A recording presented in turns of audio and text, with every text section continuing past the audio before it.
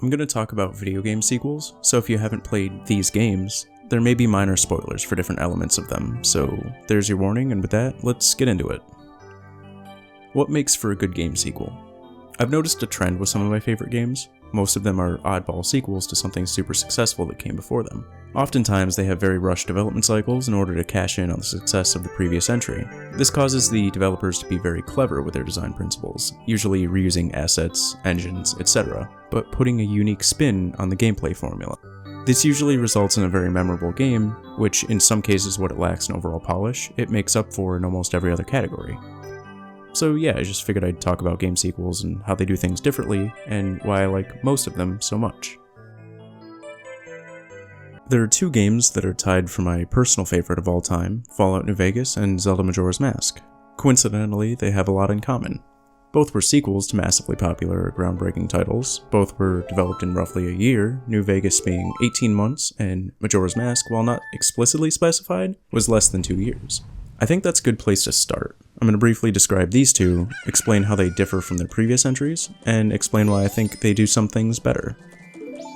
Majora's Mask uses a time loop mechanic, where you replay the same 3 days in-game, only keeping the dungeon and key items through each loop iteration. It's set in a parallel universe to Hyrule that has many familiar faces, but they aren't exactly the same people that Link knew on his previous journey. That allows for the reuse of the Ocarina of Time engine and many of its assets, but in a way that doesn't break the immersion. These ideas were basically made because of the insane time crunch the developers were on. The time loop mechanic is kind of genius in a way because it allows for a lot of content to be condensed into a smaller area, often forcing the player to re-examine and replay the same areas multiple times in order to fully complete it.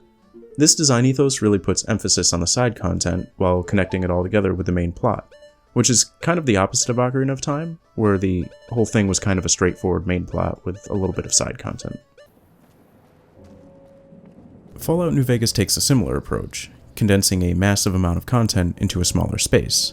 Not in like the physical sense, because the map is roughly the same size as Fallout 3, but in the sense that the player is given so many choices that they may have to play through the game several times in order to fully complete it. From the dialogue options to the perks and skills, and even the different branching quest lines, you can play through the game many times and each playthrough will be unique. Much like Majora's Mask, New Vegas has an insane amount of side content, oftentimes even giving unique ending slides depending on how you've played through the game. I think this encourages the player to focus more on the side quests and really comb through the map and talk to all the NPCs in order to find everything that this game has to offer. Another personal favorite, Super Mario Sunshine, was made in 18 months and was, by comparison to 64, a vast departure in style, while keeping the core of the gameplay loop similar. Rather than being a disconnected series of maps, it maintains one setting consistently, but explores different sections of Isle Delfino. At its core, it's still a collectathon where you go into different levels and complete a mission in order to get a shine sprite, not unlike 64, but it feels entirely different due to the consistent setting and the jetpack controls of Flood. Similarly, Zelda Wind Waker released 2 years after its predecessor, with an entirely different art style from the previous entries, and it wasn't exactly popular upon release, but many view it as one of the best titles for the GameCube, and potentially even one of the best for the Zelda series nowadays. The expressiveness of the characters and the overall design of the world and the visuals gained a lot of praise from critics, but it was very divisive among fans, and I don't think it would have gained anywhere near this much attention if it didn't try and do something different from the predecessors.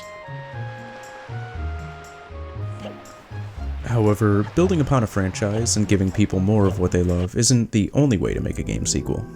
Trying out an entirely different approach can sometimes get results too. Enter Resident Evil 4. It wouldn't be an essay on video games if I didn't talk about a game that changed not only its franchise, but gaming as a whole. Where's everyone going? Bingo? Prior to this, Resident Evil used fixed camera angles and put emphasis on the horror part of survival horror. For this one, they switched to using the over-the-shoulder style camera and put an emphasis on the action and survival. This kind of set the standard for that style of gameplay for many of the games following this up until Resident Evil 7. Not only that, but it influenced many games that came after it, such as Dead Space and The Last of Us. Is it any surprise that they've remade most of these games recently? Going off on a tangent for a second, I feel like they were just throwing shit at a wall and seeing what sticks for that era of gaming. and that's part of why I look back on it so fondly. They put out goofy titles and stuck their necks out, which is absolutely not common nowadays. Everything seems like it's been done to death and it's a copy of something else. And I just think that era of gaming captured lightning in a bottle, so to speak. The PlayStation 2, GameCube, Xbox 360, and hell, even the fucking Wii, had some of the most memorable and groundbreaking titles ever to be released. And I don't think it would have seen nearly that level of success if it hadn't tried to innovate and do some wacky, crazy shit, both from the first and third-party developers.